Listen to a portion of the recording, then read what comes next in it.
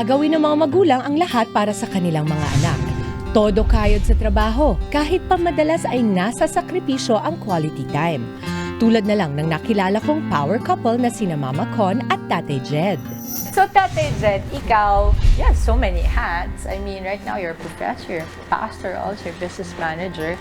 Ang kadalasan talagang setup na alam natin, di ba, is that the father or the tatay is the one out working, no? How do you feel that Mama Con is also working? Malaking tulong yung work niya. Both of us are working kasi most of the time I understand that she understands what I've been through while taking care of our house, yung minamanage mo yung finances, yung mga priorities.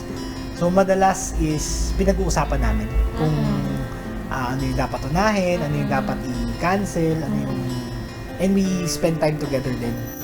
Mahalaga para kina Tatay Jed at Mama Con ang karera ng isa't isa, kaya hindi nila ito binitiwan kahit pa may nadagdag sa kanilang responsibilidad. Kung in the future, if we, God willing, no, magkaroon kami ng another child, ako yung mag-change, ako yung maging husband. Ikaw naman, Mama Con, kasi ang ganda ng ngiti mo eh. Parang ako talaga nakakahawa yung ganyan eh. Sa totoo, it's not a very easy thing to do na dalawa kayong nagtatrabaho and pinagsasabay niyo pang palakin si Genesis, no? Si JJ. Yes. Actually, we're blessed na meron ng setup ng work from home. So, malaking bagay siya. So, like, mga 3 times I need to report to the office, and then kung may mga meeting kami, I just use the online platform. Sinisikap pa rin naman daw ni Mama Con at Tatay Jed na maging hands-on kay Baby JJ, lalo na pagdating sa mga pangunahing pangangailangan nito. Para sa inyo, paano pag napili kayo, career o yung baby? Alam naman namin na it should be our child. Pero we could not sacrifice din naman the work. Sabi namin, we're planning to homeschool our child. Yes. Kasi we want to be intentional sa pagpapalaki. Hindi naman daw imposibleng pagsabayin ang karera at pagtataguyod ng anak. Kailangan lang ng balanse at magandang komunikasyon. We have to be devoted in communicating. We have to be dependent on each other. We learned naman na magkaiba kami ng strength and weaknesses.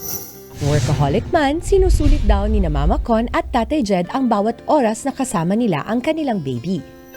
Sa akin, you have to be intentional sa kung ano yung gagawin mo.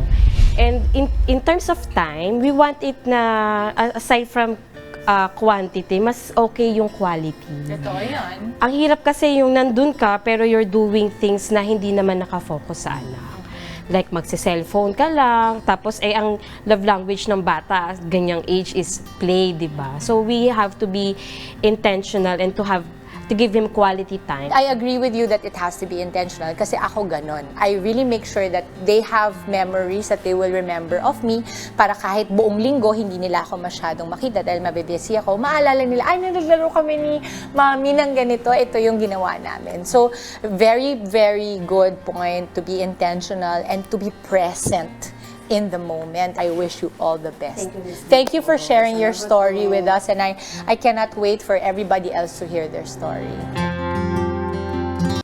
Mga kapatid, Chiki Roa Puno po. Simula ng inyong araw na puno ng impormasyong kapaki-pakinabang. Sama na sa isang makabuluhang umaga. Tumutok at mag-subscribe sa social media pages ng News 5.